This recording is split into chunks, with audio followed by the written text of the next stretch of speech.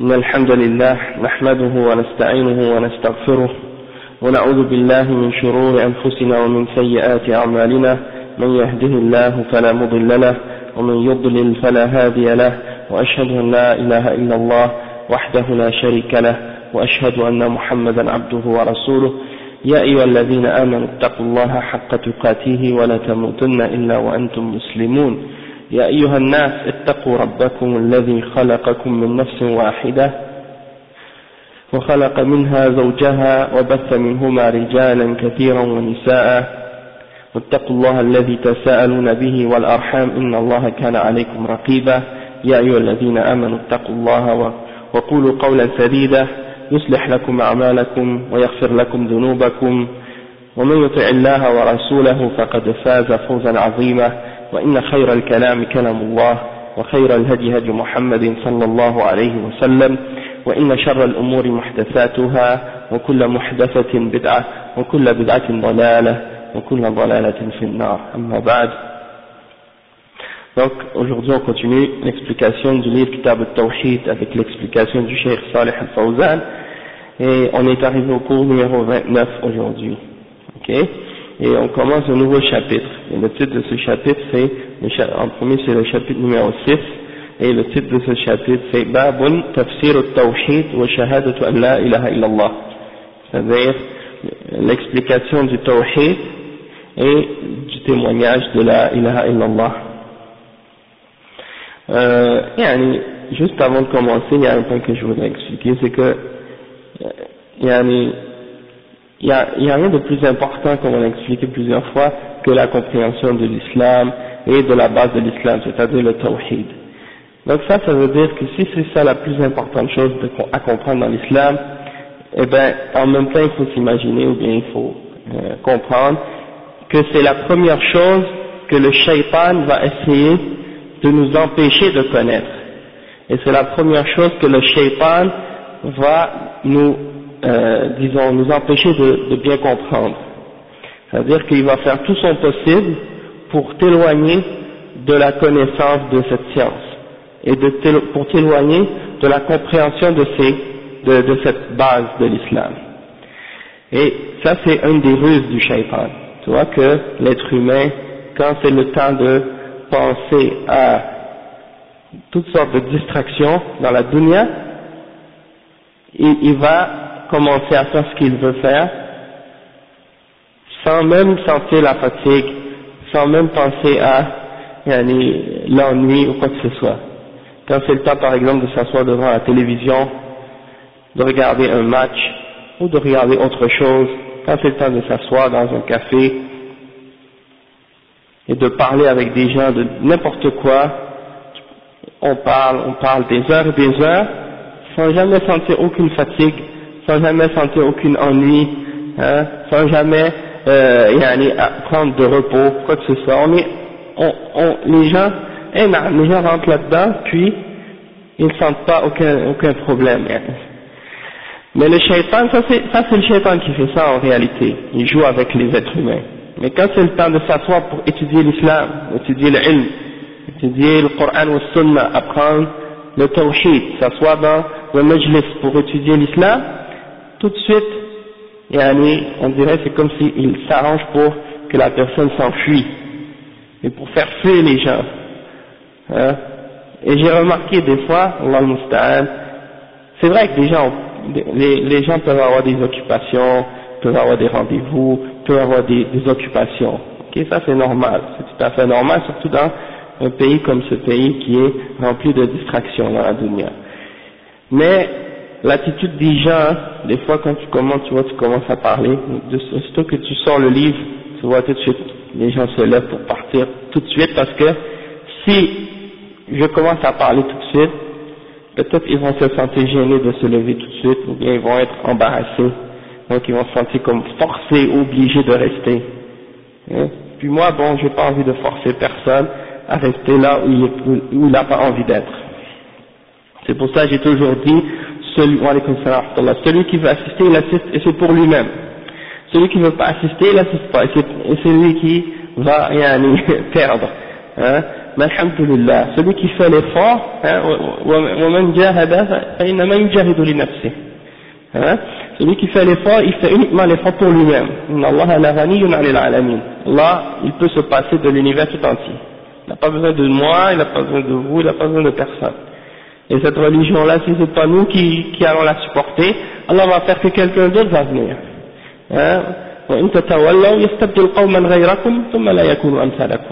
Donc il n'a pas besoin de moi, il n'a pas besoin de vous, il n'a pas besoin de personne pour supporter cette religion. Si nous on la laisse tomber, quelqu'un d'autre va venir pour s'en occuper. C'est pas le legs de personne. Donc alhamdulillah, c'est juste un rappel pour nous de comprendre que de ne pas se laisser attraper par les ruses du shaitan qui essaie de nous éloigner de ce qui est bon pour nous. De ne pas se laisser détourner par le shaitan qui nous éloigne du rappel d'Allah subhanahu wa ta'ala. Ok? Donc on revient à l'explication de ce livre. Qu'est-ce que le chef il explique? Il dit l'occasion, مناسبة هذا الباب لما قبله ظاهرة لأن الباب الذي قبله باب الدعاء إلى شهادة أن لا إله إلا الله. هذا الباب في تفسير هذه الكلمة وبيان معناها، لأن الذي يدعو إلى شيء ويطلب من الناس أن يفعلوه فلا بد أن يبينه لهم، لا بد أن يبينه لهم ويوضحه لهم توضيحا تاما، ولا يكتفي بمجرد أن يقول للناس قولوا لا إله إلا الله أو يقول للناس ادخلوا في الإسلام، بل لا بد أن يبين لهم معنى لا إله إلا الله وأن يبين لهم معنى الإسلام الذي يدعوهم إليه، ولا بد مع ذلك أن يبين لهم ما يناقض الإسلام وما يناقض لا إله إلا الله من أنواع الردة وأنواع الشرك حتى تكون دعوته مثمرة وحتى يستفيد الناس من دعوته. أما أن يدعوهم إلى شيء مجمل فهذا لا يكفي. Le cheikh il dit la raison pour laquelle le cheikh a mis ce chapitre tout de suite après avoir parlé de celui qui a précédé, c'est-à-dire le chapitre qui dit que d'appeler ou qui explique d'appeler l'obligation d'appeler au témoignage de la ilaha illallah, et maintenant le chapitre qu'on va étudier c'est le chapitre qui dit l'explication du tawhid et l'explication du témoignage de la ilaha illallah, et d'expliquer qu'est-ce que ça signifie la ilaha illallah. Il dit c'est bien clair pourquoi le cheikh a mis ce chapitre là tout de suite après l'explication du devoir qu'on a de transmettre ou d'appeler les gens à la ilaha illallah. Et c'est en fait que lorsqu'on appelle les gens à l'islam et lorsqu'on leur demande de rentrer dans l'islam et de dire la ilaha illallah, eh bien il ne faut pas juste leur dire entrer dans l'islam ou leur dire devenez musulman ou dites la ilaha illallah, mais il faut leur expliquer qu'est-ce que ça signifie la ilaha illallah, qu'est-ce que ça signifie d'être musulman. D'accord? Et donc, c'est donc une obligation ou une nécessité que lorsqu'on les appelle à l'islam, il faut non seulement les appeler à l'islam, mais leur expliquer qu'est-ce que c'est l'islam. Et leur expliquer qu'est-ce qui vient détruire l'islam, ou disons annuler la validité de cet islam. Parce que c'est beau de savoir ce que c'est l'islam, mais c'est quoi le contraire de l'islam? C'est quoi que si tu le fais, une fois que tu es devenu musulman, si tu le fais ou si tu le dis, tu sors de l'islam en le faisant ou en le disant ou des choses de ce genre. Et donc ça vient délimiter et ça vient clarifier la réalité de cet islam. Mais si tu dis juste à quelqu'un accepte l'islam sans expliquer les limites de l'islam, tu ne sors pas avec une bonne compréhension. La même chose, tu dois connaître aussi les choses qui annulent la ilaha illallah. Tu dois connaître aussi les différentes catégories d'apostasie, ridda. Qu'est-ce qui fait que quelqu'un quitte la foi? Il faut aussi connaître les différentes catégories de shirk, parce que c'est ça ce qui fait sortir quelqu'un de l'islam. Le but de connaître ces explications-là ou ces différentes choses-là, c'est pas de dire aux autres anta kafir, anta mushrik ou des choses de ce genre. Le but c'est premièrement toi-même pour toi. Est-ce que toi tu fais le shirk? Est-ce que toi tu fais le kufr pour essayer d'éviter de tomber dans ces choses-là? Si tu le sais pas, si tu sais pas ce qui est kufr, si tu sais pas ce qui est shirk, si tu sais pas ce qui est ridda, et que tu le fais sans savoir, tu quittes l'islam, tu t'imagines que tu es musulman, tu penses que tu es encore musulman, tu fais les prières, tu fais le jeûne et tout, alors qu'en réalité tu es en train de commettre un acte qui annule la validité de ta religion, la validité de ton islam. Et donc tu pratiques des choses sans aucune valeur, et tu t'en aperçois même pas. Et donc, ça nous montre l'importance de connaître l'islam, pas juste d'appeler, comme le cheikh dit, à une définition vague, juste un islam général, mais d'appeler à l'islam et de l'expliquer dans sa réalité et de rentrer dans les détails de ce que ça signifie. Et lorsqu'on va faire ça, lorsqu'on va faire cette da'wah de cette façon-là, eh bien ça va être une da'wah qui va porter beaucoup de fruits, qui va être bénéfique pour les gens, et de juste expliquer l'islam, comme on l'a dit, d'une façon vague et générale, ça ne suffit pas. Et malheureusement, le chef il explique ça plus tard, tout de suite après, c'est ce qu'il dit. وكثير من الذين ينتسبون بالدعوة في هذه الأيام من الجماعات أو الأفراد أكثرهم لا يعرفون معنى لا إله إلا الله على الحقيقة، ولا يعرفون معنى الإسلام على الحقيقة، ولا يعرفون نواقض الإسلام ونواقض الشهادتين، وإنما يدعون إلى شيء مجمل، وربما أن بعضهم يفهم هذا ولكن لا يحب أن يبين للناس هذه الأشياء لأنهم بزعمه سينفرون منه، وهو يريد أن يجمع الناس ويجمعهم على ماذا؟ على جهالة، يجمعهم على ضلالة. لا بد أن تبين ما تدعو إليه وتوضح ما تدعو إليه، كما قال تعالى في حق نبيه: قل هذه سبيلي أدعو إلى الله على بصيرة أنا ومن اتبعني. والبصيرة معناها العلم بما يدعو إليه ومعرفة معناه حتى يوضحه للناس. والنبي صلى الله عليه وسلم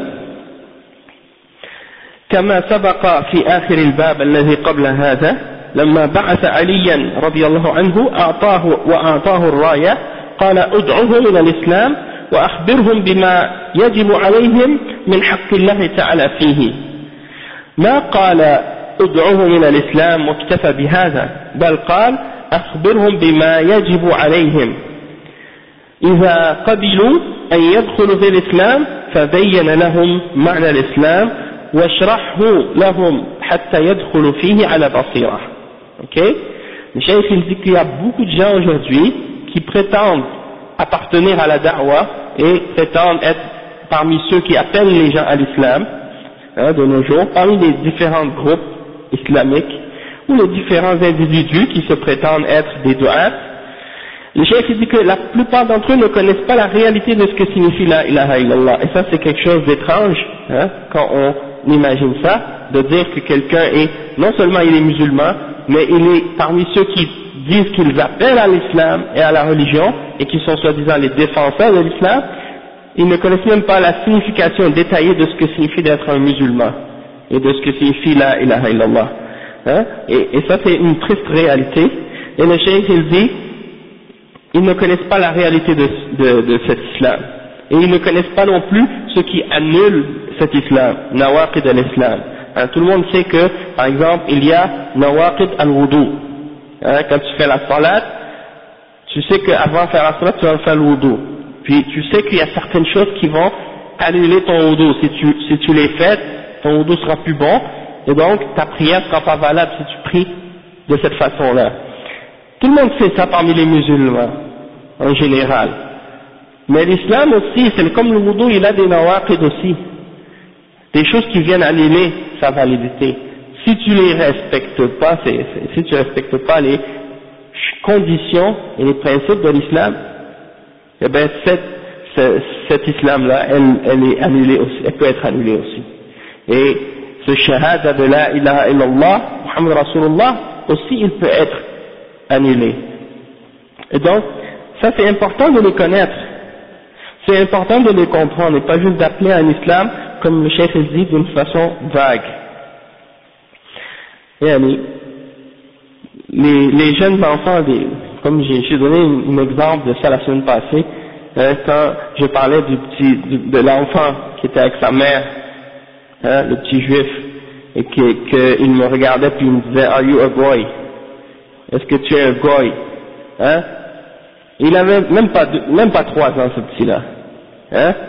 Tout petit, subhanallah, tout petit, avec sa petite kippa avec les couettes comme ça, de chaque côté.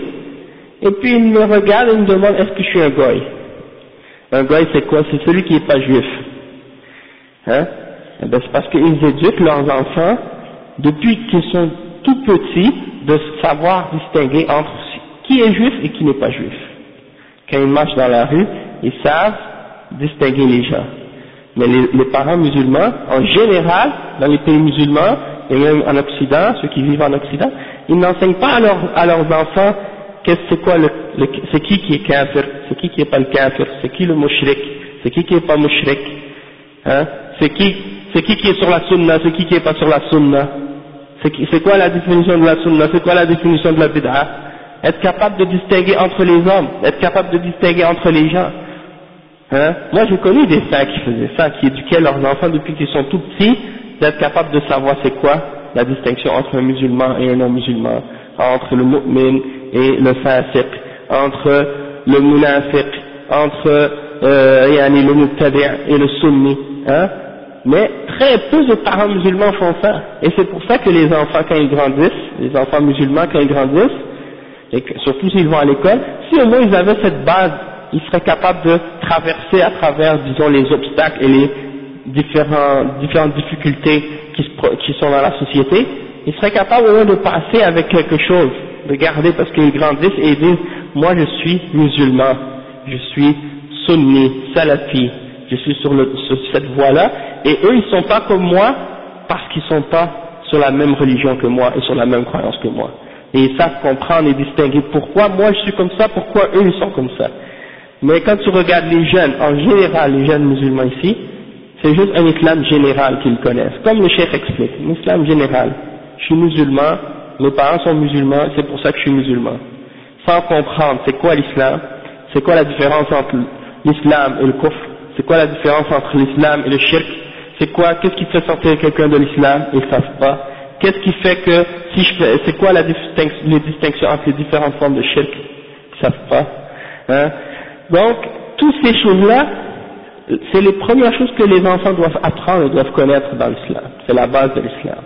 Hein? Et si les familles musulmanes prenaient les efforts pour enseigner ces choses-là à l'islam, à leurs enfants, ces choses-là qui sont les bases de l'islam, tu verrais tout de suite la distinction et la différence apparaître dans la façon dont ces enfants-là seraient élevés. Hein? Donc, en général, dans les pays musulmans, les gens sont grandis dans une société où il y a beaucoup d'ignorance de l'islam et des bases de l'islam, et où il y a toutes sortes de bid'a qui sont répandues, qui viennent des fois du soufisme, tasawwuf, ou bien qui viennent de la philosophie ou d'autres idéologies qui sont étrangères à l'islam et étrangères à la sunna. Et c'est là-dessus que les gens ont grandi des fois, et c'est pour ça qu'ils sont loin de la vraie compréhension de l'islam. Donc, quand ces gens-là ils grandissent là-dessus, et puis ils commencent à devenir plus tard, soi-disant, des du'at à l'islam, eh bien c'est ça ce qu'ils propagent.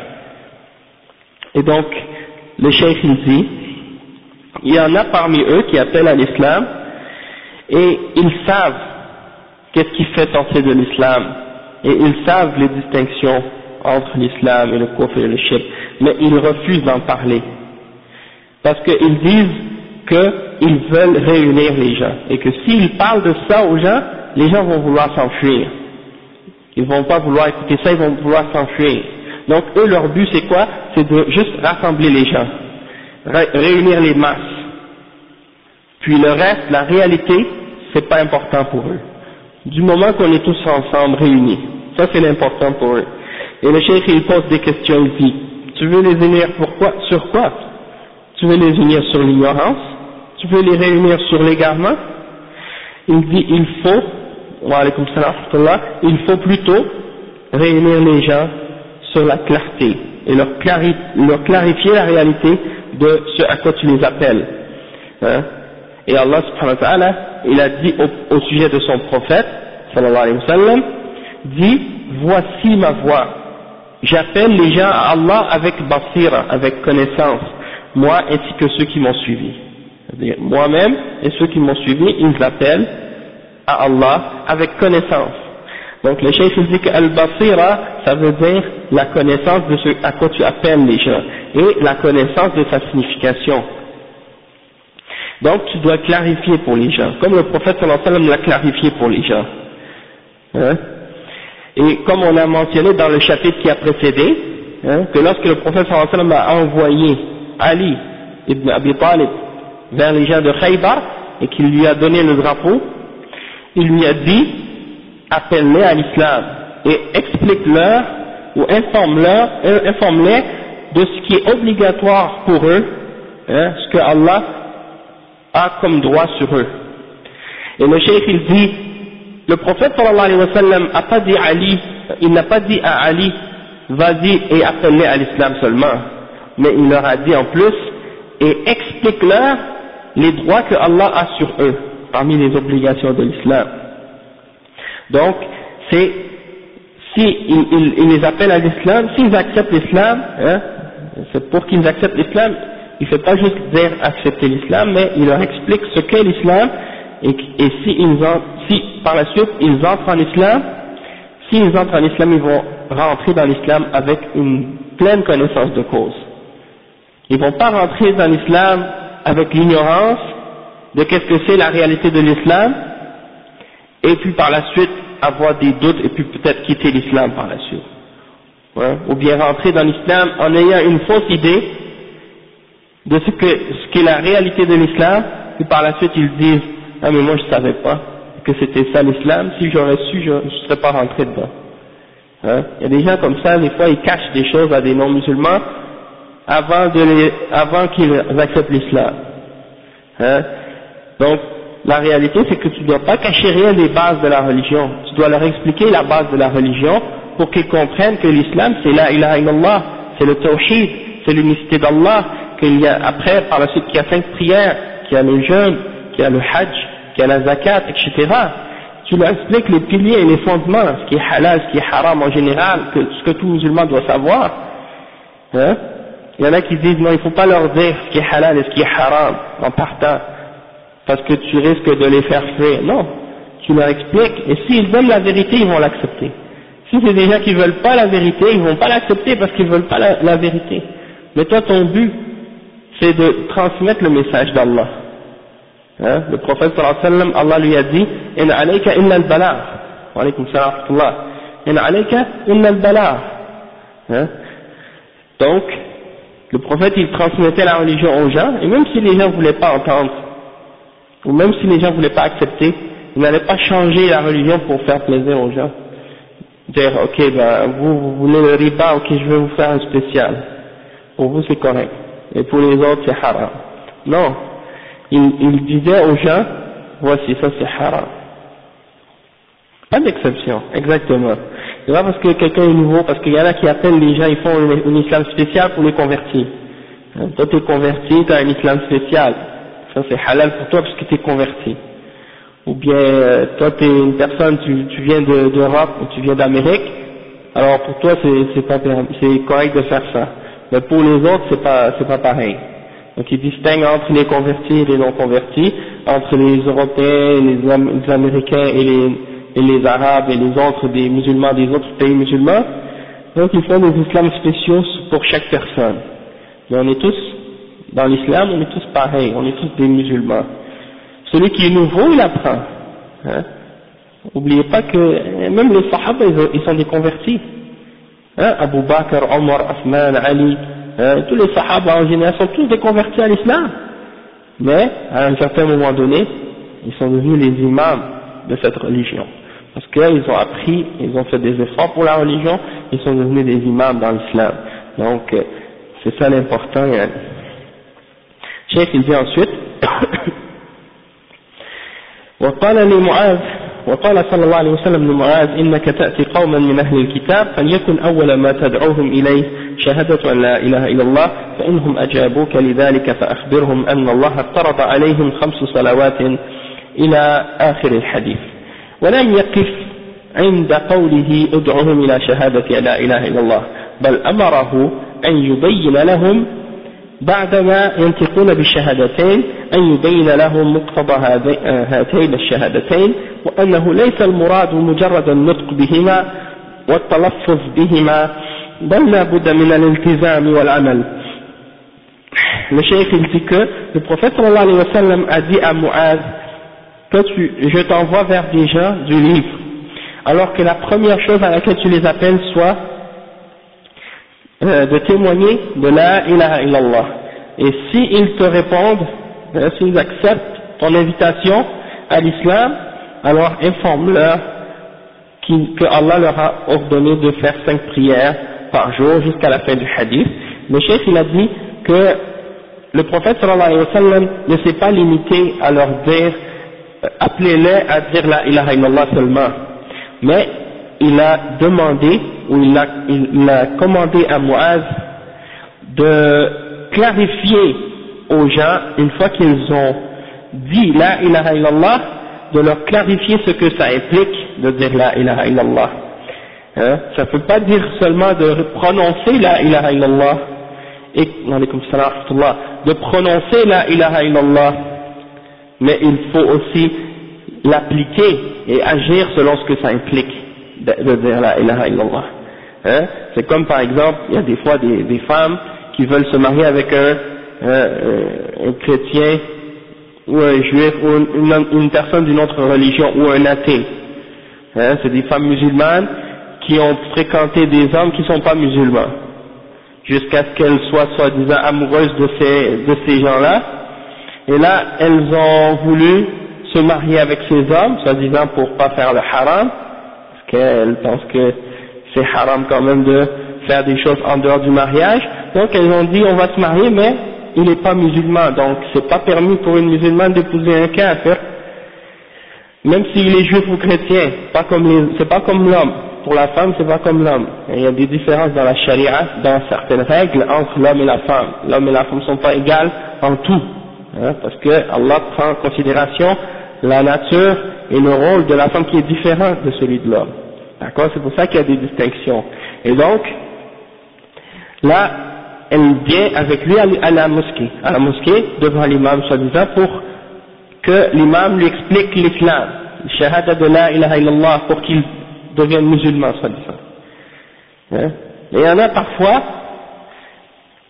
ils vont juste dire à cet homme de répéter, ils vont lui écrire peut-être sur un papier comment prononcer le shahadatain, la ilaha illallah, Muhammad Rasulullah, et puis c'est fini.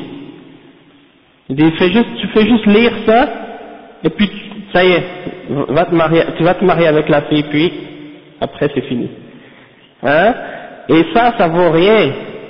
Si c'est juste de lire une phrase sans même expliquer à la personne qu'est-ce que cette phrase signifie et sans même expliquer qu'est-ce que cette phrase implique, c'est pas plus qu'un perroquet qui répète une parole et c'est même pas ce qu'il dit et c'est même pas ce que ça veut dire. Et ben dans ce cas-là, c'est important de comprendre que il faut expliquer non seulement à la personne qu'elle doit répéter cette phrase, mais qu'elle doit comprendre cette phrase et qu'elle doit agir selon cette phrase. C'est pas juste une parole qu'on répète. Juste le dire sans comprendre et sans appliquer, ça ne sert à rien. Et le cheikh il dit ومن هنا عقد الشيخ رحمه الله هذا الباب بعد باب الدعاء إلى شهادة لا إله إلا الله ليتبين من ذلك أن من دعا إلى شهادة لا إله إلا الله فلا بد أن يفسرها ويفسر التوحيد حتى تكون دعوته على بصيرة. أما إن كان لا يعرف هذا فلا يدخل فيما ليس من شأنه حتى يتعلم هو بنفسه أولا، أو إن كان يعرف هذا ولكن لا يريد أن يبينه للناس لغرض في نفسه أو لإرضاء جماعته أو حزبه فليبتعد عن هذا ولا يكون محسوبا على الدعوة وهو لا يقوم بواجبها، لأن هذا يصبح سبة على الدعوة ونكسة على الدعوة.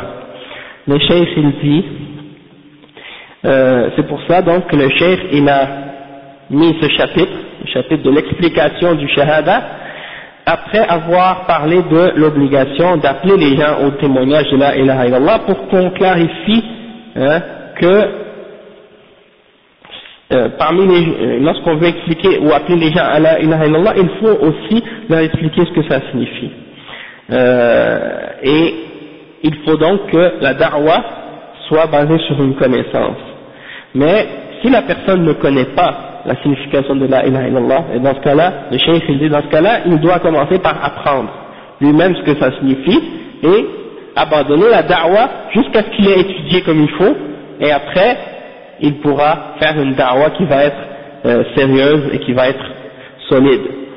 Ou s'il est au courant de ce que signifie la ilaha illallah et de ce que signifie le shahadatain, mais qu'il refuse d'en parler pour les raisons qu'on a mentionnées tout à l'heure, soit parce qu'il craint qu'il va faire fuir les gens, ou parce qu'il a peur que il se fasse refuser par son groupe ou par son parti, parce qu'il y a des groupes et des partis qui sont établis dans les pays musulmans, et ils ont établi certaines règles pour réunir le monde sur leurs principes.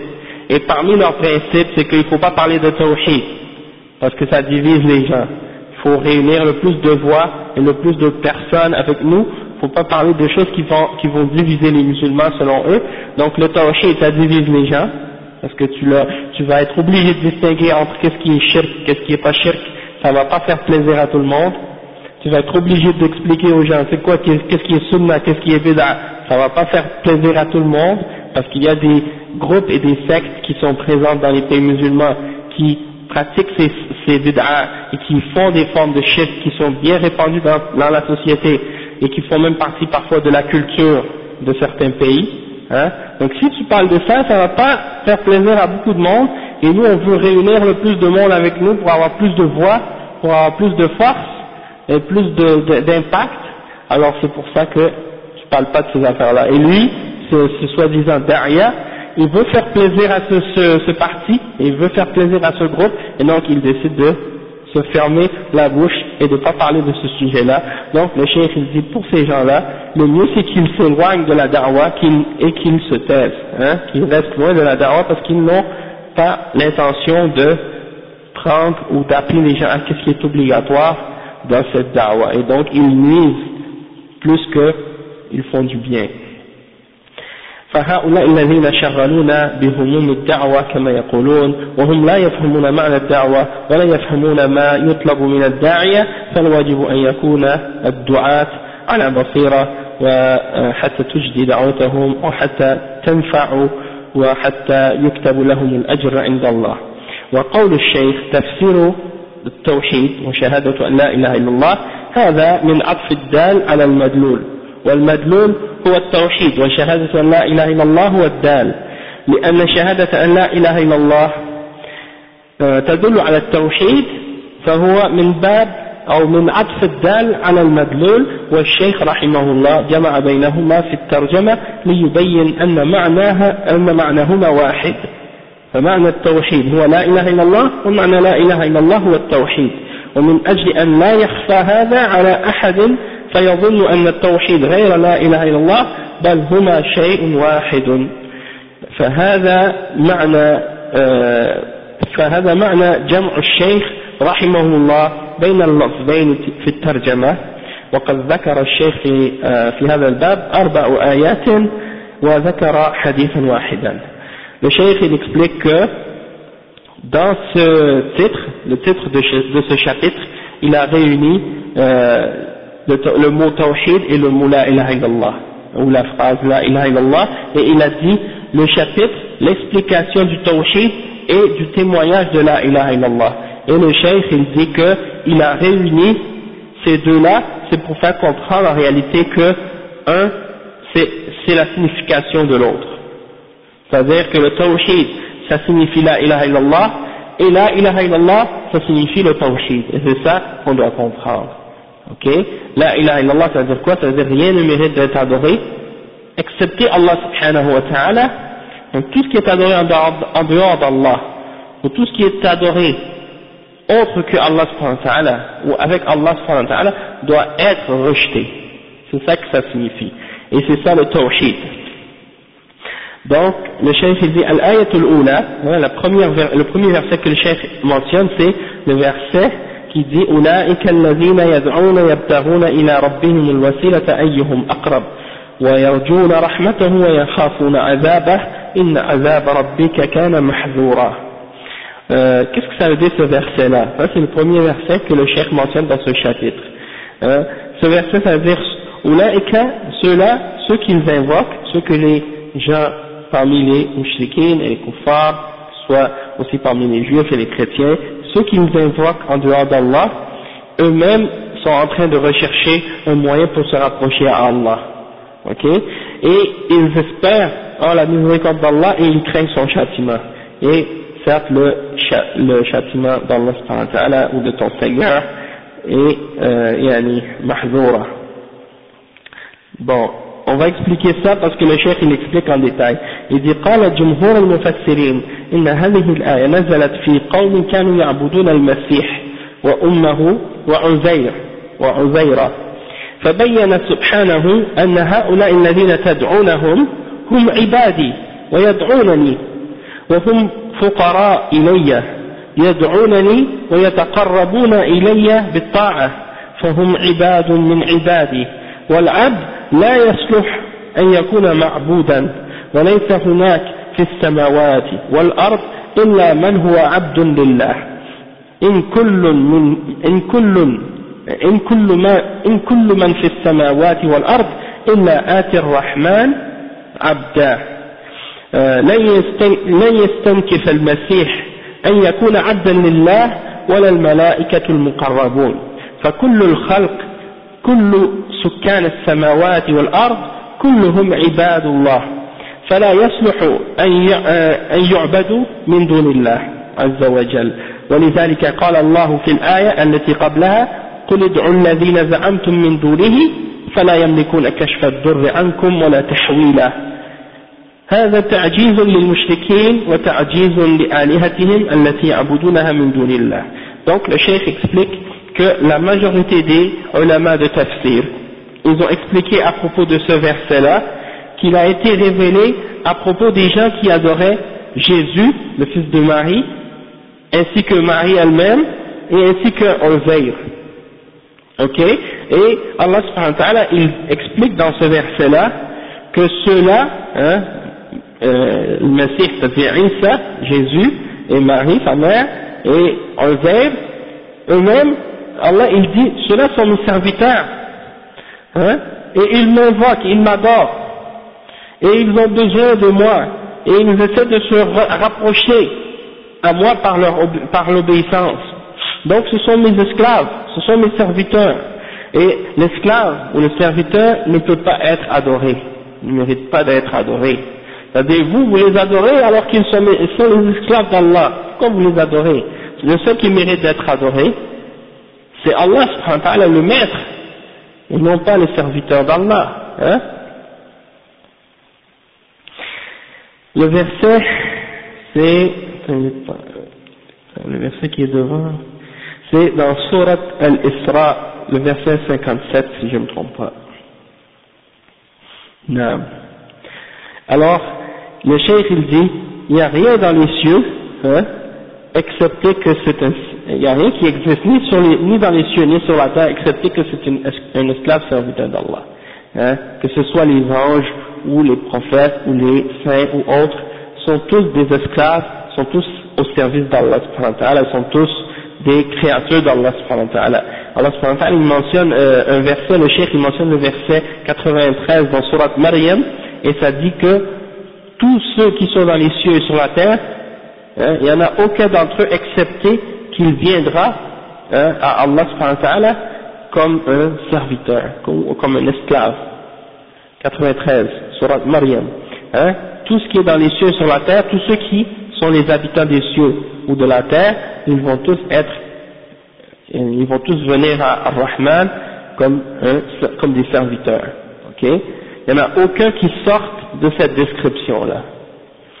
Et il y a un autre verset c'est le verset 172 dans Surat An-Nisa, et ça dit que Al-Masih, Jésus, fils de Marie, de même que les anges qui sont rapprochés d'Allah subhanahu wa ta'ala, ils ne sont pas, ils ne s'enflent pas d'orgueil du fait qu'ils sont des serviteurs d'Allah subhanahu wa ta'ala. Ils ne ressentent aucun orgueil de se prosterner et d'adorer Allah subhanahu wa ta'ala. Ok? Donc, ils trouvent pas ça rabaissant ou humiliant d'être des serviteurs d'Allah. Au contraire, ils sont fiers d'être des serviteurs et de se décrire comme étant des esclaves d'Allah subhanahu wa ta'ala. Hein?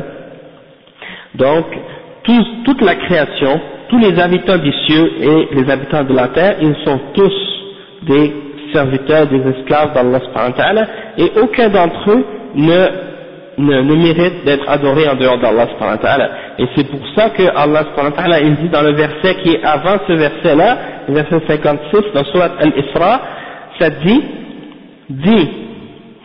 ceux que vous croyez être, ou ceux que vous pensez être, des associés ou des alliés avec Allah subhanahu wa ta'ala, ou des divinités, hein, évoquez-les, et vous verrez qu'ils ne possèdent pas le moyen de vous libérer d'un mal, hein, ni de le déplacer. Ceux que vous invoquez en dehors d'Allah, ils ne peuvent même pas vous sauver du mal qui tombe sur vous. Et ils ne peuvent pas le déplacer non plus. Donc ça veut dire que vous invoquez des êtres qui n'ont aucun pouvoir, qui n'ont aucune réalité. Et donc ça, Allah subhanahu wa ta'ala, il dit ça, c'est pour montrer la faiblesse des mouchriquins, et pour montrer que ceux qui les adorent n'ont aucun pouvoir, et ils ne méritent pas donc d'être adorés en dehors d'Allah subhanahu wa ta'ala. قل ادعوا هذا أمر تهديد ووعيد الذين زعمتم والزعم مطية الكذب والزعم يطلق على الأمر الذي لا حقيقة له الذين زعمتم أنهم ينفعون أو يضرون من دون الله عز وجل من دونه يعني غير الله سبحانه وتعالى فلا يملكون كشف الضر عنكم ولا تحويلا إذا نزل بكم مرض فإن كل هؤلاء الذين تدعونهم من دون الله بما فيهم الملائكة والأنبياء والصالحون والأولياء كلهم لا يملكون كشف الضرر إذا أنزل الله ضرا بعبد فلن يستطيع أحد رفعه إلا الله فلا يستطيع أحد رفعه إلا الله كما قال تعالى قل أفرأيتم ما تدعون من دون الله إن أرادني الله بضر هل هن كاشفات ضره لا يملكون كشف الضر ولا يملكون كشف الضر ولا يملك كشف الضر إذا نزل ولا يرفعه إلا الله سبحانه وتعالى وبذلك تبطل عبادة هؤلاء ولا تحويل أي نقله من محل إلى محل ولا يملكون نقل المرض من عضو إلى عضو إذا أنزله الله بالرأس فلا يستطيع كل الخلق أو الأطباء المهرة أن يحولوا وجع الرأس إلى اليد أو وجع اليد إلى الرجل أبدا وكذلك فلن يستطيع أطباء العالم والمستشفيات والمنظمات الصحية العالمية أن تنقل المرض من شخص إلى شخص ويصبح المنقول عنه بريئا صحيحا أو ينقل المرض من بلد إلى بلد لا يستطيعون هذا وإنما هذا تقرير العزيز العليم هذا الذي يقدر على هذا هو الذي يقدر على كشف الضرر أو كشف الضر ورفعه نهائيا ولا يقدر على تحويله من محل إلى محل إذا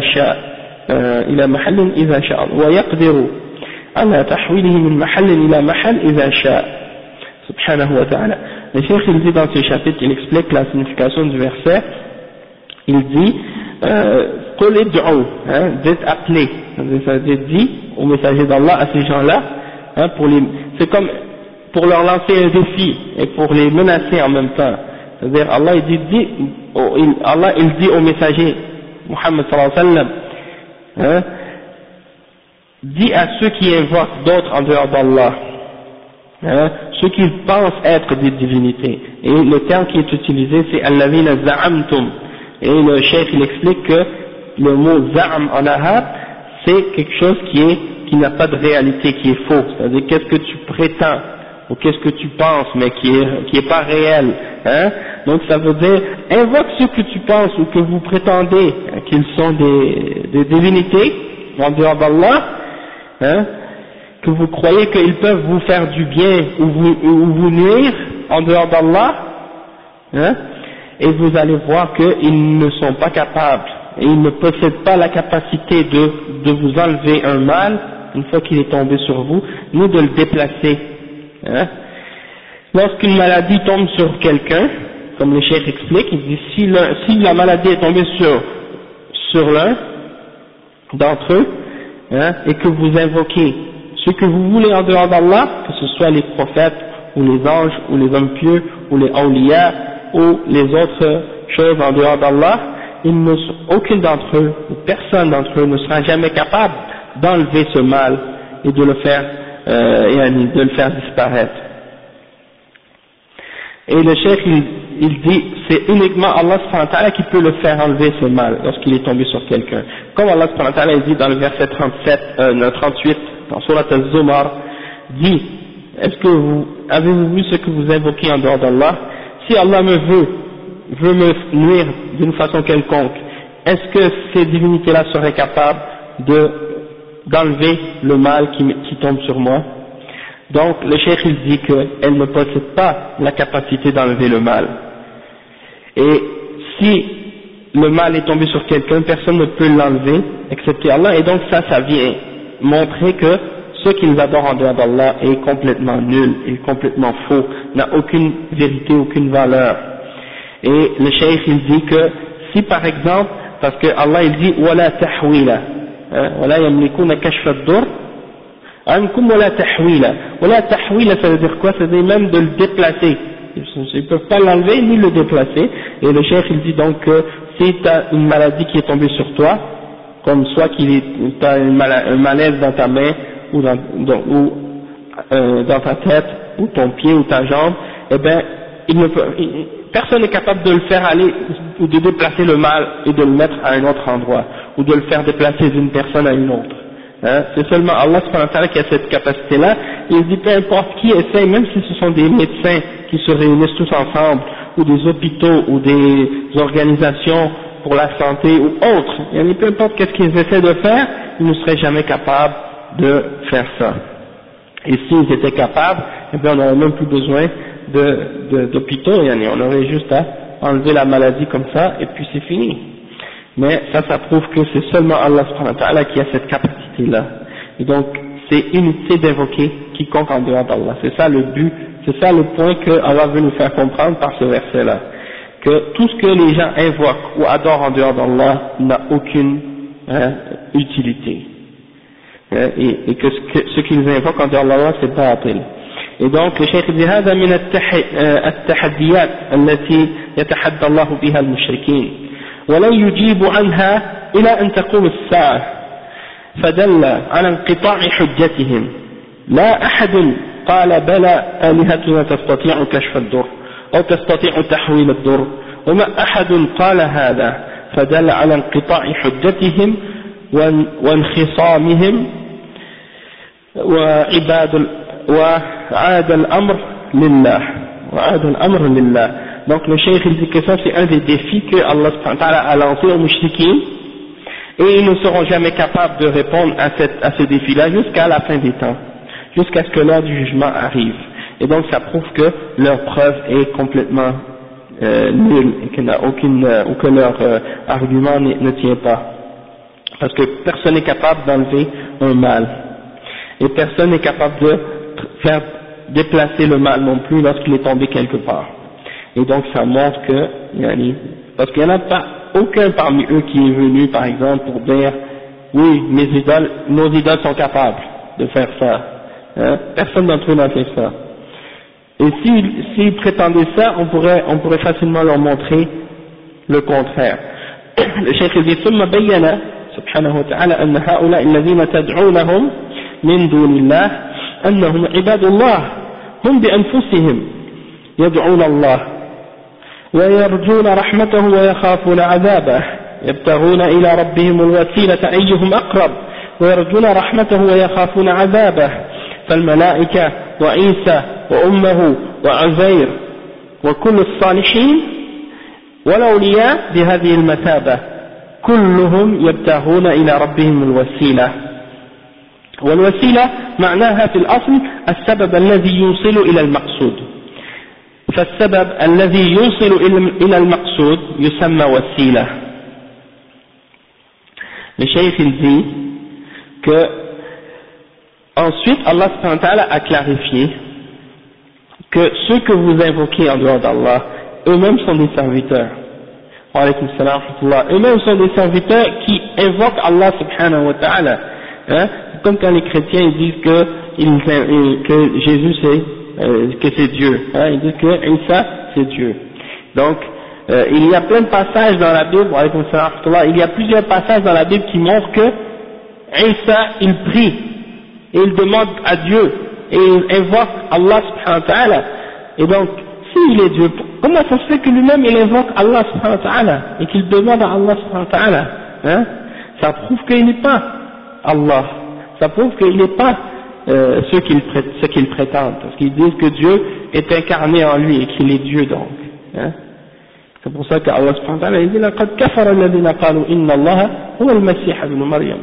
Ceux qui disent Allah c'est le Messie, ils ont rejeté la foi en disant ça, hein? Et donc ça c'est un argument très fort, très solide quand vous parlez avec des gens qui invoquent autre que Allah subhanahu wa ta'ala, hein? Vous dites mais comment vous les adorez? Eux-mêmes ils adorent Allah. Moi j'adore ce que eux adorent, mais je n'adore pas eux, hein? Comme il y en a parfois parmi les chrétiens, ils disent que, comme il y a une parole qui est écrite dans la Bible qui dit je suis le chemin et la vérité, nul ne va au Père que par moi. Ça c'est une parole qui est écrite dans l'évangile de Jean, et à chaque fois les missionnaires ils mentionnent ce verset-là pour essayer de dire si tu suis pas Jésus tu vas pas aller au paradis ou des choses de ce genre. Et ils pensent que quand Jésus dit nul ne va au Père que par moi, ça veut dire tu dois adorer Jésus. Je dis non, c'est pas ça ce que ça veut dire.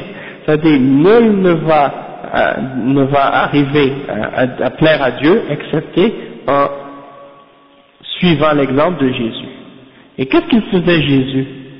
Est-ce qu'il priait lui-même ou est-ce qu'il disait aux gens adorez-moi? Non, nulle part tu trouves ça dans la Bible. Il faisait exactement ce que tous les musulmans font, ce que tous les prophètes avant lui ont fait également. Il se prosternait et il invoquait Dieu et il adorait Dieu, et c'est ça ce qu'il nous demande de faire, hein? Bien entendu ces gens-là ont déformé son message par la suite et ils ont changé sa religion, mais encore aujourd'hui même dans leur livre tu vois beaucoup de preuves qui montrent que Jésus il demandait aux gens d'adorer Allah seul. Donc ceux qui disent par exemple que ce verset-là c'est une preuve pour eux, mais en réalité tu vois que c'est le contraire. C'est comme aujourd'hui, quelqu'un pourrait dire nul ne peut adorer Allah excepté s'il suit la voie du prophète Mohammed sallallahu alayhi wa sallam, parce que c'est le dernier des messagers et le dernier des prophètes. Celui qui pense qu'il peut adorer Allah par autre que la voie du prophète Mohammed sallallahu alayhi wa sallam, il est dans l'erreur, parce qu'Allah n'acceptera pas son adoration. C'est pour ça que quand on dit Ashhadu an la ilaha illallah, tout de suite après on dit Ashhadu anna Muhammadan Rasulullah, parce que tu dois adorer Allah seul, mais ton adoration, si elle n'est pas faite de la façon que le prophète sallallahu alayhi wa sallam nous a enseigné, elle ne sera pas acceptée, hein? Et donc c'est la même chose. Isa il était en train de dire à son peuple la même chose, que si vous voulez aller vers Dieu et prier Dieu et adorer Dieu, vous devez suivre mon exemple, sinon Dieu ne va pas accepter votre adoration. Vous devez croire en moi, sinon Dieu ne va pas accepter votre adoration. Et c'est la même chose qu'on dit nous.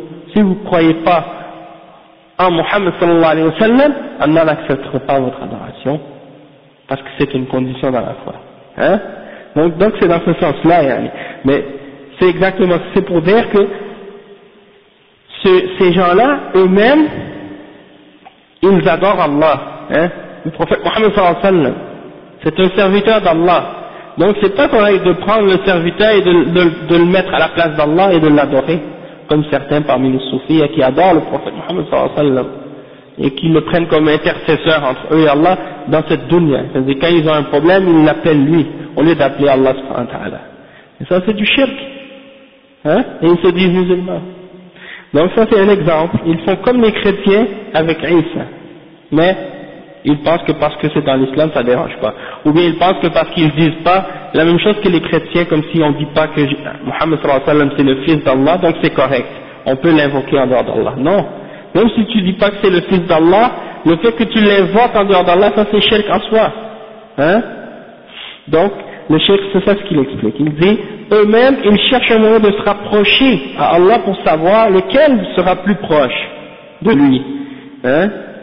Et ils craignent, et ils espèrent en sa miséricorde, et ils craignent son châtiment. Donc, les anges, Isa, sa mère, Uzair, et tous les hommes pieux et vertueux qui ont vécu sur la terre, et tous les awliya, ceux qui sont des croyants, qui craignent Allah, qui sont rapprochés de la foi, qui sont alliés, les alliés d'Allah, eh bien, ils sont tous sur ce plan-là, dans le sens qu'ils essaient tous de trouver un moyen pour satisfaire et plaire à Allah. Et le cheikh explique, c'est quoi ce moyen, le mot wasila, c'est quoi al-wasila, ce moyen qui nous rapproche d'Allah, c'est quoi? Le cheikh il dit que à la base, le mot wasila, ça signifie une chose qui nous amène à notre but, quelque chose qu'on utilise pour arriver à un but.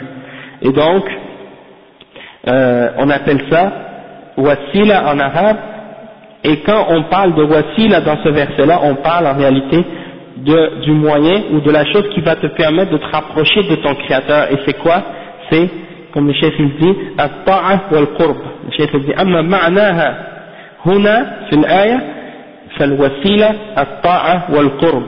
فالملائكة عليهم الصلاة والسلام وعيسى صلى الله عليه وسلم وعزير عليه السلام والأولياء والصالحون كلهم يتقربون إلى الله بالطاعة ويعبدون الله لأجل أي شيء أيهم أقرب.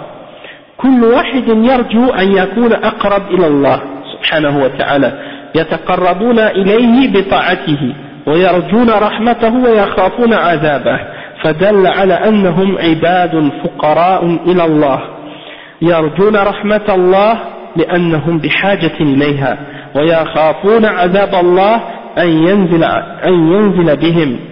إذن هم لا يستطيعون أن يجلبوا لأنفسهم النفع ولا يستطيعون أن يدفعوا عنها الضرر، فكيف يملكون ذلك لكم يا من تعبدونهم. Donc le cheikh explique bien ici le point, c'est que la signification du mot wasila, comme on a dit, c'est en fait ce moyen-là pour approcher Allah, celui qu'utilisent tous les salihoun et les hommes pieux, c'est l'adoration, l'obéissance. Hein, c'est ça ce qu'ils recherchent. C'est ça le moyen, par l'obéissance à Allah et par l'adoration. C'est comme ça qu'ils se rapprochent à Allah. Donc les anges, ils se rapprochent à Allah par l'obéissance. Et c'est ça le moyen qu'ils utilisent. Et Isa la même chose. Et Uzair la même chose. Et les awliya, les vrais awliya d'Allah, ceux qui sont les mu'minines, eux aussi c'est la même chose. Et les salihoun, les gens qui sont vertueux, qui sont pieux, c'est la même chose. Ils se rapprochent tous d'Allah par l'obéissance et par l'adoration d'Allah subhanahu wa ta'ala. Et ils adorent, pourquoi ils adorent Allah? Ils adorent Allah pour être plus près de lui. Hein? Chacun d'entre eux souhaite se rapprocher et être plus proche d'Allah. Hein? Et ils se rapprochent à Allah par son obéissance. Ils espèrent en la miséricorde d'Allah et ils craignent son châtiment. Donc ça prouve que ce sont des serviteurs comme nous. Ce sont des serviteurs d'Allah comme nous. Donc pourquoi on va leur demander à eux? Et eux-mêmes ils ont besoin d'Allah autant que nous. Ils ont besoin de la miséricorde d'Allah autant que nous. Ils ont peur du châtiment d'Allah autant que nous. Donc comment ils pourraient nous venir en aide? Et c'est ça ce que le cheikh explique. Hein? Si eux ils ont peur que le châtiment d'Allah tombe sur eux, et ils espèrent, ils ont besoin de la miséricorde d'Allah, comme nous, hein? Ça veut dire que eux ils n'ont pas le pouvoir de s'attirer le bien pour eux-mêmes, et ils n'ont pas le pouvoir de repousser le mal d'eux-mêmes. Et donc puisque c'est ça leur réalité et qu'ils sont exactement comme nous dans ça, alors pourquoi ou comment on pourrait penser qu'ils pourraient posséder la capacité de nous amener le bien pour nous et d'éloigner le mal pour nous, s'ils ne sont pas capables d'amener le bien pour eux-mêmes et d'éloigner le mal d'eux-mêmes? comment il pourrait le faire pour nous? C'est ça le point que le cheikh essaie de nous faire comprendre, et c'est ça en fait le sens du verset. C'est ça, c'est le sens du verset. En fait, le verset c'est une réfutation des mouchriquins et du shirk. Hein? Les gens, ils pensent que des fois il y a des gens qui ont demandé à des shuyukh quel livre, il dit j'ai envie d'apprendre l'aqida, quel livre vous me conseillez? Hein, il demande à un grand alim ou un chef, j'ai envie d'apprendre le tawhid et l'aqida, quel livre vous me conseillez? Il a dit je te conseille le Coran, parce que c'est le plus grand livre de l'aqida. Hein? Dedans il y a tous les points et toutes les récitations et toutes les compréhensions de qu'est-ce qui a rapport avec le tawhid et l'islam, l'aqida, donc c'est la base. Et on voit même dans ces versets des preuves claires qui réfutent les gens qui essaient de chercher des moyens pour adorer autre qu'Allah. Allah les réfute. Cheikh il dit ensuite فالوسيلة هنا معناها الطاعة والعبادة وليس معناها ما يظنه القبوريون المخرفون أن الوسيلة معناها أن تجعل بينك وبين الله شخصا يرفع حوائجك إلى الله. هذه هي الوسيلة عند المشركين قديما وحديثا كما يتخذ الناس والوسائط عند الملوك وعند السلاطين. قاسوا الله بالخلق، فكما أن الناس يتوسلون إلى الملوك والسلاطين لا يتوسلون إلى الملوك والسلاطين إلا بوسائط من الوزراء والمقربين لدى الملوك ليبلغوا حوائجهم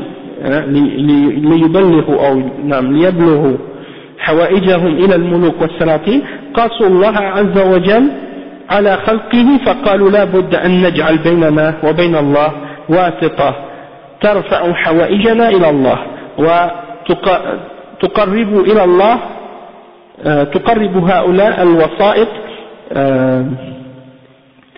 وتقرب إلى هؤلاء الوسائط بأنواع العبادات، فذبحوا لهم من دون الله ونذروا لهم من دون الله، كالحاصل عند قبور الأولياء اليوم، يذبحون للقبور وينظرون لها ويطوفون بها ويتمرغون على ترابها ويتمسحون بجدرانها وشبابيكها، ومن أجل أن هؤلاء الموتى رجال صالحون يرفعون حوائج هؤلاء إلى الله بزعمهم. Ça c'est la réalité. Le cheikh il dit al-wasila, le moyen dans ce verset là comme on a expliqué, c'est l'obéissance à Allah et l'adoration. Ça ne veut pas dire comme les gens qui adorent les tombes aujourd'hui parmi ceux qui se disent musulmans et ceux qui inventent des mensonges à propos d'Allah, comme eux ils pensent que le mot wasila dans ce verset là ça veut dire de prendre un intermédiaire, une personne, un être humain entre toi et Allah pour qu'il soit ton intermédiaire, c'est-à-dire qu'il va ramener à Allah qu'est-ce que ton besoin ou qu'est-ce que tu as besoin, c'est lui qui va aller à Allah pour toi, qui va demander pour toi à Allah alors qu'il est mort dans sa tombe, hein? Donc ça n'a rien à voir avec le wasila, et ça en réalité c'est la fin, cette chose-là qu'ils disent eux, c'est ça que les mouchriquins font. Les mouchriquins c'était ça leur shirk depuis avant et jusqu'à aujourd'hui, c'est toujours la même chose, c'est ça le shirk, qu'ils demandent à quelqu'un ou qu'ils prennent entre eux et Allah un intermédiaire et un intercesseur. Donc il dit, comme les gens par exemple, quand ils ont un besoin, tu vas aller voir le Premier ministre, tu as besoin de quelque chose, ou le président d'une compagnie, ou n'importe quoi, tu peux pas aller directement à lui, parce que il est très important, il est trop important pour se faire déranger par n'importe qui, hein, il est trop important pour se faire déranger par n'importe qui. Tu peux pas rentrer dans, par exemple, disons, l'immeuble ou l'édifice de, par exemple, je sais pas moi, l'édifice de Bell Canada, hein, pour aller dire je veux parler avec le président de la compagnie Bell. Ils vont te bloquer à tous les étages pour te dire désolé, vous ne pouvez pas le rencontrer, hein. Des fois même tu téléphones à une compagnie, un service à la clientèle pour avoir une information, tu demandes à parler à un supérieur et puis tu as de la difficulté à avoir un supérieur. Donc imaginez pour atteindre le plus haut de la compagnie ou bien le président ou le premier ministre ou le chef de l'État. Ça c'est encore plus difficile. Donc les gens savent que le moyen qu'ils ont d'atteindre ces gens-là, c'est par des intermédiaires parmi les êtres humains. Donc ils vont prendre quelqu'un qu'ils connaissent, qui est rapproché de cette personne, et ils vont essayer de prendre un intermédiaire. Comme on dit des fois, on dit une relation, ils ont des liens ou des relations ou des il y a plein de termes aussi qui sont utilisés pour ça. Des réseaux ou bien des trucs comme ça, des connexions comme on dit. Donc tu as des connexions, des filons, des connexions, c'est ça. Donc ils ont toutes sortes de connexions comme ça dans la dunya entre eux et les gens qui sont plus hauts pour les aider quand ils ont besoin de quelque chose. Eh ben ils ont fait une analogie entre ça et Allah subhanahu wa ta'ala. Et ils ont dit que si c'est comme ça entre les êtres humains, eh ben c'est obligatoirement comme ça entre Allah et les êtres humains et la création. Donc on a besoin de quelqu'un qui va nous amener notre dua à Allah, ou qui va demander à Allah pour nous. Hein? Et donc c'est ça ce qu'ils font. Ils disent, nous, on n'est pas des gens très très pieux, on n'est pas des gens très religieux, on a besoin de quelqu'un qui est proche d'Allah, qui va nous rapprocher, qui vont transmettre à Allah pour nous ce qu'on a besoin. Et donc ils cherchent toutes sortes de moyens pour se rapprocher de ces êtres humains-là, ou bien de ces morts. Donc par exemple ils vont égorger des animaux, sacrifier des animaux pour ces gens-là. Ils vont aussi par exemple faire des vœux pour eux en dehors d'Allah, et ils vont aller à leur tombe, comme ça se produit autour des tombes aujourd'hui chez beaucoup de gens, parmi les gens dans les pays musulmans. Ils vont à la tombe d'un des soi-disant awliya qui est mort depuis des milliers d'années, ils vont à sa tombe et puis ils vont faire des vœux et sacrifier des animaux et faire le tawaf autour de sa tombe et se rouler dans la poussière qui est autour de cette tombe, et ils vont même se frotter sur la cage autour de sa tombe, et sur les murs et les fenêtres de sa tombe pour essayer d'acquérir une certaine bénédiction ou quelque chose comme ça, pour que soi-disant ces hommes morts qui sont parmi les salihun amènent leurs prières ou leurs demandes ou leurs besoins à Allah subhanahu wa ta'ala. Le cheikh dit فهذه هي الوسيلة عند هؤلاء الذين انتكست أفهامهم وهذا تنقص لله سبحانه وتعالى، وقد رد الله عليهم بقوله ويعبدون من دون الله ما لا يضرهم ولا ينفعهم ويقولون هؤلاء شفعاؤنا عند الله. وقال تعالى والذين اتخذوا من دونه أولياء ما نعبدهم إلا ليقربونا إلى الله زلفى إن الله يحكم بينهم فيما هم فيه يختلفون إن الله لا يهدي من هو كاذب كفار. اتخذوا الوسائط من الأولياء بزعمهم أنهم يقربونهم إلى الله زلفى أو يشفعون لهم عند الله، فعبدوهم من دون الله فصرفوا العبادة للمخلوقين من أجل أن المخلوقين يتوسطون عند الله سبحانه.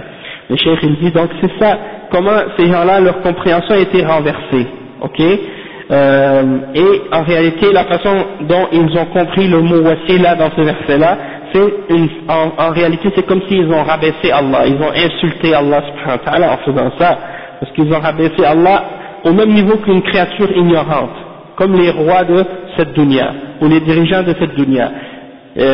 Comme on a souvent expliqué, les dirigeants humains, ils ne connaissent pas tout le monde, ils ne peuvent pas savoir qui est honnête, qui est malhonnête, qui est bon, qui est mauvais, qui est sincère, qui est pas sincère, et donc c'est pour ça qu'ils ont besoin d'intermédiaires entre eux et les gens, pour savoir qui a vraiment besoin, qui n'a pas besoin, qui mérite d'être aidé ou non, etc. Hein?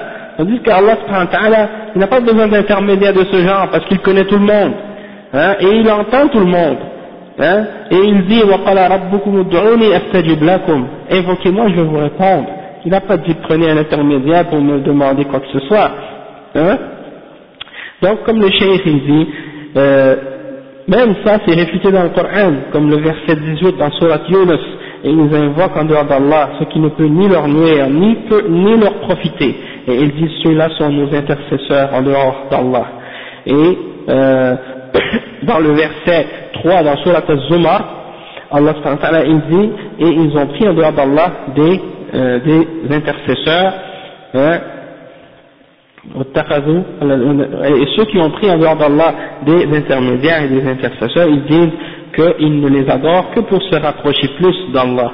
Et Allah dit, pour répondre à ça, certes Allah va juger entre eux au sujet de quoi ils avaient des désaccords, car Allah certes ne guide pas ceux qui sont des menteurs et des gens qui rejettent la vérité ou qui sont kaffars. Donc le cheikh il dit qu'ils ont pris entre Allah et eux des intermédiaires, hein, et ils ont prétendu que c'était pour les rapprocher plus d'Allah, ou que c'était des intercesseurs et des intermédiaires entre eux et Allah, et ils les ont donc adorés en dehors d'Allah, et ils leur ont offert des actes d'adoration, hein, alors que ce sont des créatures. Et donc ils les ont pris entre eux et Allah comme ça, et ça c'est le shirk, c'est ça la base du shirk, hein, comme il y a des gens par exemple parmi les chrétiens, et les juifs, des chrétiens en particulier aussi. Je me souviens, wa alaykoum salam wa rahmatullah, quand on allait à l'église, quand j'étais plus jeune, je me souviens, et il y avait des croix, des idoles, des statues, et là je leur disais des fois, mais parce que c'est écrit dans la Bible, de ne pas faire des images, de ne pas faire des statues. Alors je leur disais, mais pourquoi vous faites ces choses-là, c'est interdit.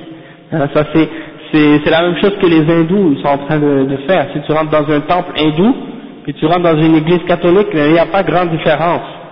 C'est presque la même chose, il y a les mêmes statues, sauf que c'est le visage qui est différent, mais c'est la même chose à la base, c'est la même chose qu'ils font, la même adoration qu'ils font. Donc, ils ont dit, mais qu'est-ce que vous faites? Ça c'est de l'idolâtrie. Ils me disent non. Hein? Ils ont dit non, nous on n'adore pas ces statues-là, on les prend juste comme des représentations pour mieux nous concentrer dans la prière. Hein? C'est ça ce qu'ils disent, pour être capable de se concentrer. Et moi je leur disais, mais subhanallah, c'est ça l'idolâtrie. Hein? Même si on n'a pas, dans l'explication qu'ils donnent, ou l'interprétation qu'ils essaient de donner de ce qu'ils font, ils essaient de montrer que ce n'est pas ça l'idolâtrie, ou que ce qu'ils font c'est pas de l'idolâtrie, ou l'intention c'était pas de faire de l'idolâtrie, mais dans la réalité de ce qu'ils sont en train de faire, ils sont en train de faire l'idolâtrie, d'adorer autre que Allah subhanahu wa ta'ala. Hein?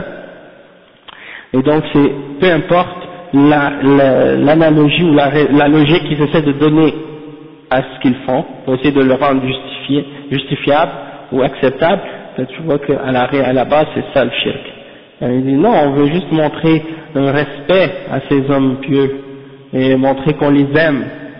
Mais ça c'est les respecter, les respecter et les aimer, c'est une chose, mais de les adorer et de faire le shirk avec eux, c'est une autre chose. Il ne faut pas mélanger les choses, hein, il ne faut pas les mélanger. Ça, c'est ça, souvent les mushrikines, ils disent ça. Hein, les gens qui adorent les awliya et les morts, ils disent non, nous on aime les awliya, on veut leur montrer qu'on a du respect pour eux. C'est comme par exemple, j'ai discuté une fois avec un soufi, on a eu un débat, pas un débat mais une confrontation avec certains parmi les soufis de la tariqa naqshbandiya. Ils ont une mosquée à Montréal. Et il disait que, bon, je disais que bon, de se prosterner devant autre que Allah, c'est pas permis, c'est shirk. Une fois, Mu'az ibn Jabal, il est revenu de la Syrie, et quand il est arrivé devant le prophète sallallahu alayhi wa sallam, il s'est prosterné devant le prophète Muhammad sallallahu alayhi wa sallam. Le prophète Muhammad sallallahu alayhi wa sallam a dit, Ya Mu'az, ma hada? Hein? Oh Mu'az, qu'est-ce que tu fais? Et Mu'az lui a répondu, il dit, j'ai vu ces gens-là là-bas en Syrie qui faisaient ça devant leur roi et leur prêtre, et ils prétendaient qu'il fallait faire ça devant les prophètes. Et le prophète Mohammed sallallahu alayhi wa sallam a répondu, il a dit, ils nous ont menti. Hein? Et il a dit, par la suite, si je devais ordonner à quelqu'un de se prosterner devant une autre personne, j'aurais ordonné à la femme de se prosterner devant son mari à cause du droit qu'il a sur elle. Mais même ça c'est pas permis. Donc c'est pour dire que un être humain n'a pas le droit de se prosterner devant un autre être humain. Mais eux, quand leur chef il vient il se penche pour embrasser ses pieds, hein, et il baisse la tête devant le cheikh, et il s'incline devant le cheikh, et il croit que ça c'est pour montrer du respect au cheikh, et ça c'est interdit. Et si quelqu'un fait ça avec l'intention de faire at-ta'zim, hein, et d'élever la personne, eh ben ça devient du shirk, hein, parce que c'est une ibada, le sujoud c'est une ibada, le ruku' c'est une ibada, et de l'offrir à autre que Allah subhanahu wa ta'ala de cette façon-là, c'est pas permis, hein. Donc ils essaient de justifier en disant que c'est pour le respect. Ouais, mais le respect ça rentre aussi là-dedans, l'ibada, et ça rentre aussi ça devient shirk aussi. Donc il ne faut pas juste essayer de changer le nom, au lieu de dire shirk, tu dis respect, alors que la réalité c'est la même chose, hein. Donc c'est pas en changeant le nom, ça devient pas halal, hein. C'est comme il y a des femmes par exemple, ça n'a pas rapport avec le tawhid directement, mais ça a un rapport quand même. Il y a des femmes qui portent des vêtements, ils mettent un foulard, ils montrent leur corps. Ils disent je fais pas le tabarruj, je porte le hijab, hein. Donc ils essaient parce qu'ils changent le nom, ils pensent que ça change la réalité. L'important c'est la réalité, c'est pas le nom, hein. Et ça beaucoup de gens se laissent tromper par ça, hein. Se laisse tromper par ça. Donc le cheikh dit هذا شرك الأولين والشرك أهل هذا الزمان باتخاذ الوسائط والشفعاء من الأموات والغائبين بينهم وبين الله.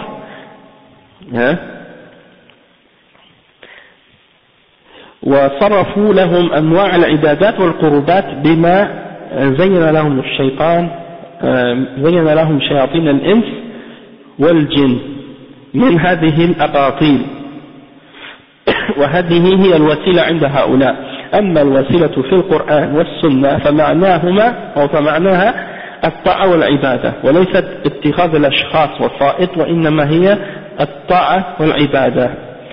والله تعالى قريب مجيب يعلم كل شيء، ليس بحاجة أن تجعل بينك وبينه وسائط، بل ارفع حوائجك إليه مباشرة وصل له وانحر له وانظر له واعبده وهو قريب مجيب. وإذا سألك عبادي عني فإني قريب أجيب دعوة الداعي إذا دعان. أما الداعي إلى أنك تجعل بينك وبين الله وسائط وهو قريب يسمعك ويراك سبحانه وتعالى ويجيب. وإذا سألك عبادي عني فإني قريب أجيب دعوة الداعي إذا دعان فليستجيبوا لي وليؤمنوا بي لعلهم يرشدون. باب الله مفتوح في الليل والنهار وهو قريب من عباده لا يغيب ولا يخفى عليه شيء، ينزل كل ليلة إلى سماء الدنيا حين يبقى ثلث الليل الآخر فيقول هل من سائل فأعطيه، هل من داع فأستجيب له، هل من مستغفر فأغفر له، هل من تائب فأتوب عليه. Le cheikh il dit que ça c'est le shirk qu'on a mentionné, c'est l'exemple des shirks des premiers mouchriquins et des mouchriquins d'aujourd'hui qui prennent entre eux et Allah des intermédiaires parmi les hommes et parmi les gens qui sont absents, hein, ils les prennent entre eux et Allah comme des intermédiaires et ils leur offrent des formes d'adoration parmi les choses que le shaitan leur a embellies, parmi les shayatines, parmi les diables qui sont humains et les diables parmi les djinns. Et tout ça c'est des faussetés et ça pour eux c'est ça al-wasila, tandis que comme on a dit tout à l'heure, al-wasila dans le Coran et dans la Sunna ça signifie l'adoration et l'obéissance, et on ne doit pas prendre entre nous et Allah des intermédiaires, on l'adore Allah directement et il est proche et il répond à nos invocations et il sait toutes choses, il n'a pas besoin d'avoir entre nous et lui des intermédiaires qui vont lui transmettre nos besoins, hein. Il les entend quand on lui demande directement, et lorsqu'on l'appelle, on l'appelle directement. Lorsqu'on prie, on prie à lui directement. Lorsqu'on sacrifie, et lorsqu'on égorge un animal en sacrifice, on le fait pour Allah seul. Et lorsqu'on veut faire un vœu, on le fait à Allah subhanahu wa ta'ala seul. et lorsqu'on l'adore, on l'adore lui seul, directement, sans intermédiaire, et il est proche et il entend nos invocations. Comme Allah dit dans le verset 182 dans Surat Al-Baqarah, et lorsque mon serviteur te demande, je suis proche de lui. Lorsque mon serviteur te demande à mon sujet, je suis proche et je réponds à l'appel de celui qui appelle lorsqu'il invoque. Donc, il n'a pas besoin d'intermédiaire. Il n'a pas demandé de mettre entre nous et Allah les intermédiaires. Et il y a un verset dans le Coran qui dit وَإِذَا ذُكِرَ اللَّهُ وَحْدَهُ اشْمَأَزَّتْ قُلُوبُ الَّذِينَ لَا يُؤْمِنُونَ بِالْآخِرَةِ وَإِذَا ذُكِرَ الَّذِينَ مِن دُونِهِ إِذَا هُمْ يَسْتَبْشِرُونَ. Quand tu invoques Allah seul, leur cœur est dégoûté. Mais quand tu invoques d'autres avec lui, les voilà qui se réjouissent. Il y a des gens comme ça aujourd'hui. Si tu dis adorer Allah seul, ils te détestent. Ils disent non, tu n'aimes pas les salihin. Mais si tu invoques d'autres avec Allah, là ils sont réjouis. Ils disent, ah oui, là c'est bon, qu'est-ce que tu dis? Et il y a un autre verset, ذلك بأنه إذا دعي الله وحده كفرتم وإن يشرك به تؤمنوا فالحكم لله العلي الكبير. Lorsque on a invoqué Allah seul, vous avez rejeté la foi, mais quand on a fait le shirk avec lui, vous avez cru. Alors c'est Allah, sachez que c'est Allah qui va juger. Allah subhanahu wa ta'ala est le très haut et le grand. Donc ça veut dire que ces gens-là, c'est la réalité comme ça. On a fait le test avec ces gens-là, on a fait le test avec eux à propos de ces versets-là, puis on a vu que c'est la réalité. Quand on dit adorer Allah seul, ils refusent de croire. Mais quand on leur dit adorer d'autres, ils acceptent. Donc c'est ça l'égarement. Et donc c'est ça que le chef il dit que Allah, sa porte est ouverte jour et nuit. Quand tu l'invoques, il entend, il est proche, il n'est jamais absent, il n'y a rien qui lui échappe. Et il descend au dernier tiers de chaque nuit, au dernier des cieux, et il demande, lorsqu'il reste juste un dernier tiers de la nuit, il demande, est-ce qu'il y a quelqu'un qui veut me demander pour que je lui donne? Est-ce qu'il y a quelqu'un qui veut, m'invoquer pour que je lui réponde? Est-ce qu'il y a quelqu'un qui veut demander pardon pour que je le pardonne? Est-ce qu'il y a quelqu'un qui veut se repentir pour que j'accepte sa repentance, etc. Donc, c'est ça le point. Ok, on a presque fini, Inch'Allah. شيخ يقول فالله ليس بحاجة إلى أن تتخذ بينك وبينه وسائط من الأشخاص من الأنبياء والصالحين والملائكة بل ادعوه مباشرة وتقرب إليه مباشرة وخواص عباده من الملائكة والأنبياء يبتغون إليه الوسيلة ويرجون رحمته ويخافون عذابه إن عذاب ربك كان محذورا يخاف منه أولياء الله العارفون به. فهذه الآية فيها أن معنى لا إله إلا الله أن لا يدعى إلا الله وأنها لا تتخذ الوسائط بين العبد وبين الله من الخلق فمن اتخذ بينه وبين الله وسائط فقد أخل بمعنى لا إله إلا الله. هذه الآية الأولى في الباب تدل على أن من معنى لا إله إلا الله أن يصرف الدعاء والتقرب والعبادة لله ولا تصرف لأحد من خلقه بحجة أنه واسطة بين العبد وبين ربه لأن الله ليس بينه وبين عباده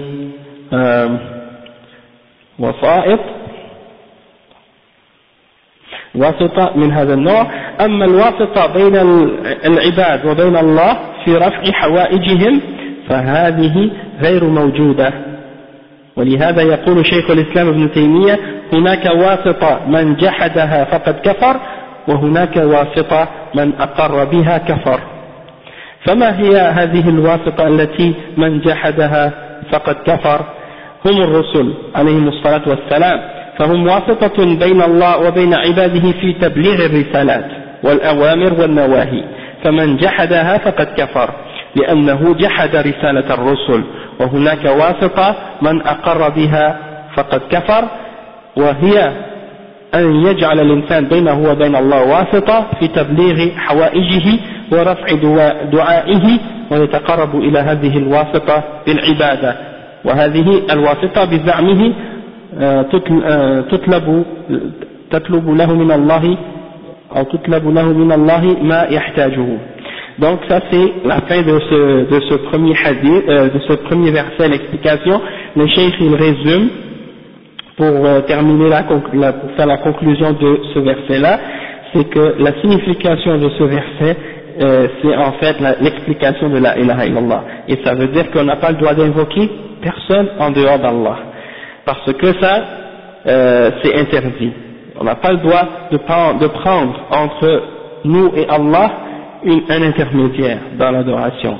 Celui qui prend entre lui et Allah un intermédiaire, il n'a pas respecté la signification de la ilaha illallah.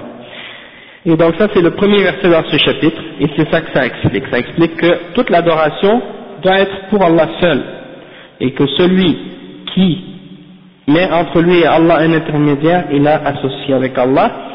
Et le cheikh il dit,